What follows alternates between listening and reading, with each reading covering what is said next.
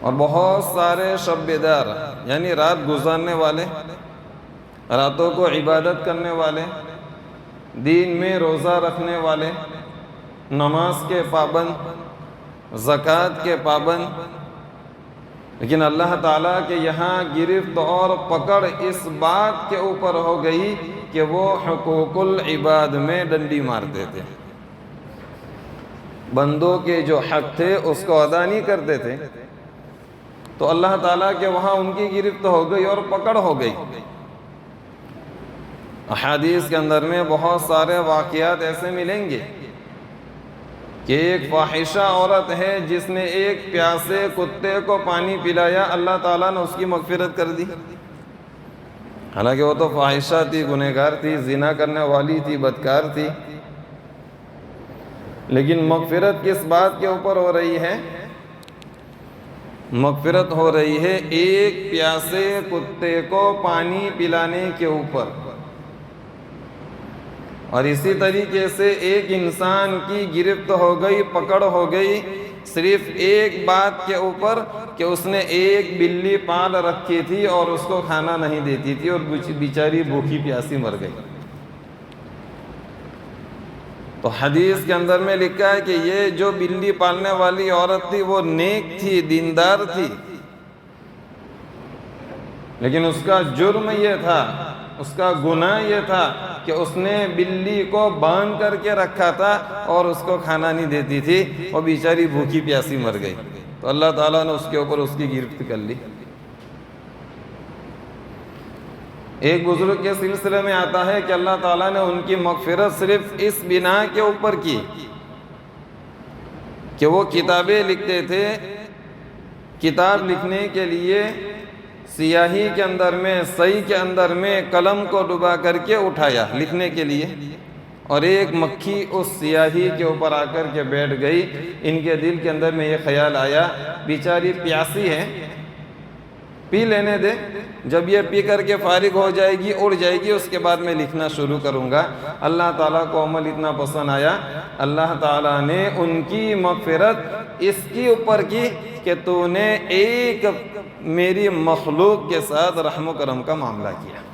حالانکہ مکھی تو ایک بہت معمولی چھوٹی سی مخلوق ہے، اور یہ تو بڑے عبادت گزار تھے، کئی کتابیں انہوں نے لکھی، احادیث پڑھانے والے، قرآن کریم کی تفسیر کرنے والے، راتوں میں اٹھ کر کے اللہ کے سامنے رونے والے، عبادت کرنے والے، لیکن مغفرت کس بات کے اوپر ہو رہی ہے؟ ایک مکھی کو پلانے کے اوپر۔ تو یہ حقوق العباد ہے، اور بہت سارے ایسے بھی ہیں جن کی اللہ تعالیٰ نے پکڑ کر لی۔ ایک حدیث کے اندر میں آتا ہے جس کا خلاصہ یہ ہے کہ اللہ کے نبی صلی اللہ علیہ وسلم نے صحابہ کرام رضی اللہ عنہم اجمعین سے ارشاد فرمایا، پوچھا بتاؤ مفلس کون ہے؟ مفلس یعنی غریب، فقیر، نادار۔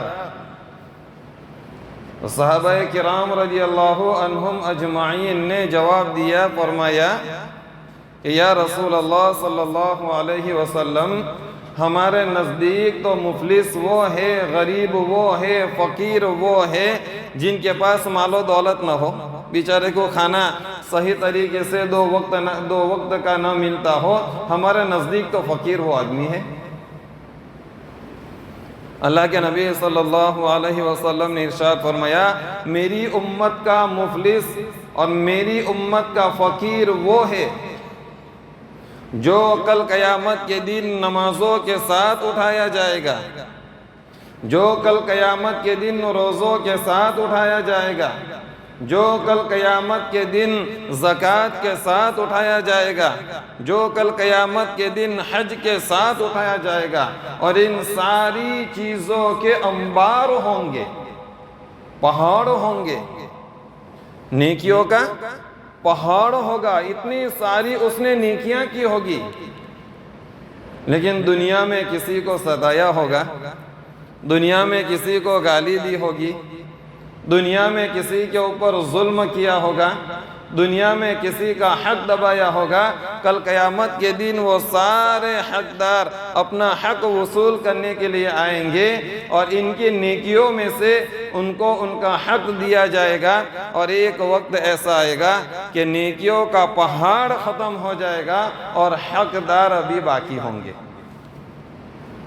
حقدار تو ابھی باقی ہوں گے، یہاں تو نیکیاں ختم ہو گئی، تو اللہ تعالیٰ ارشاد فرمائیں گے کہ ان سب کے گناہ اب اس کے سر کے اوپر ڈال دو۔ اب یہ بیچارہ قیامت کے دن اٹھا تھا نیکیوں کا پہاڑ لے کر کے، اور یہ جہنم کے اندر میں جا رہا ہے گناہوں کا پہاڑ لے کر کے۔ تو اللہ کے نبی صلی اللہ علیہ وسلم نے ارشاد فرمایا، میری امت کا مفلس اور میری امت کا فقیر یہ آدمی ہے۔ میرے عزیزوں، میرے دوستو، اس حدیث سے ایک بات یہ پتہ چلتی ہے کہ اگر ہمارے اندر میں حقوق العباد نہیں ہے، بندوں کے حقوق اگر ہم ادا نہیں کر رہے ہیں، تو ہماری نمازیں، ہماری زکوٰۃ، ہمارے صدقے، ہمارا حج، یہ ہمیں جنت میں لے جانے کے لیے کافی نہیں ہوں گے۔ اس کے لیے ضروری ہے کہ حقوق العباد کے اوپر توجہ دی جاوے، اور اس میں خاص طور سے جو مسلمانوں کے حقوق ہے، اس مسلمان کے حقوق کو بجا لانے کی کوشش کرے۔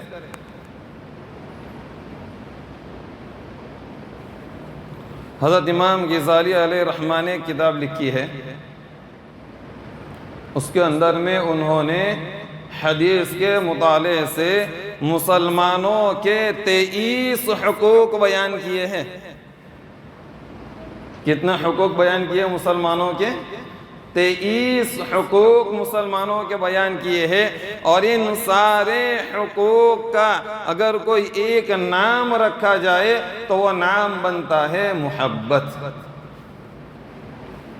ان سارے حقوق کا اگر کوئی نام رکھا جائے تو اس کا نام کیا بنتا ہے؟ محبت۔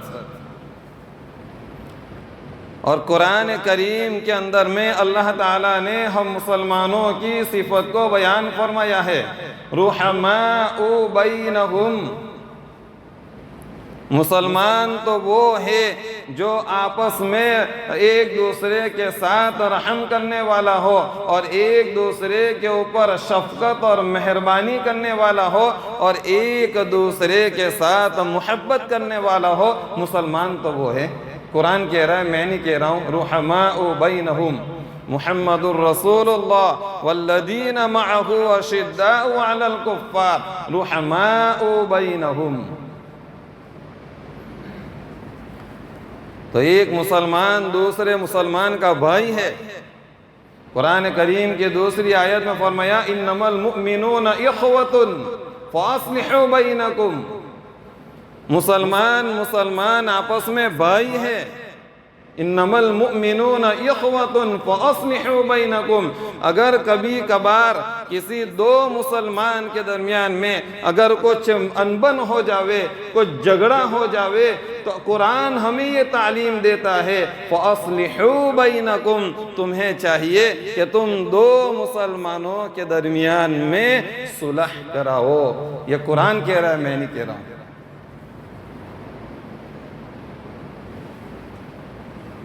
تو ہر مسلمان دینی اعتبار سے ہمارا بھائی ہے۔ اللہ کے نبی صلی اللہ علیہ وسلم نے ارشاد فرمایا، کجسد واحد،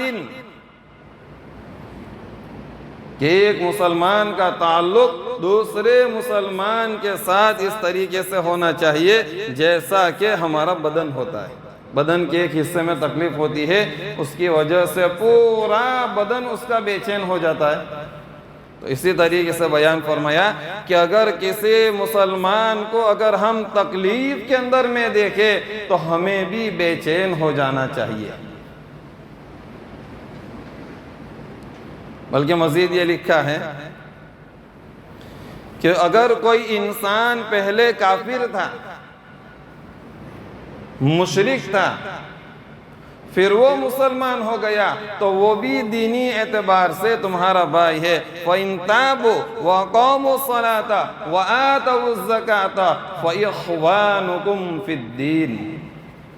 قرآن کہتا ہے کہ اگر وہ توبہ کر لے، یعنی پہلا کافر تھا، مشرک تھا، اب اس نے توبہ کر لی، اب وہ مسلمان ہو گیا، ایمان لے آیا، اس نے نماز پڑھنا شروع کر دی، اس نے زکوٰۃ دینا شروع کر دی، اللہ کے احکام کے اوپر عمل کرنا شروع کر دیا، تو قرآن یہ کہتا ہے فَإِخْوَانُكُمْ فِي الدِّينِ، کہ وہ اب دینی اعتبار سے تمہارا بھائی ہے۔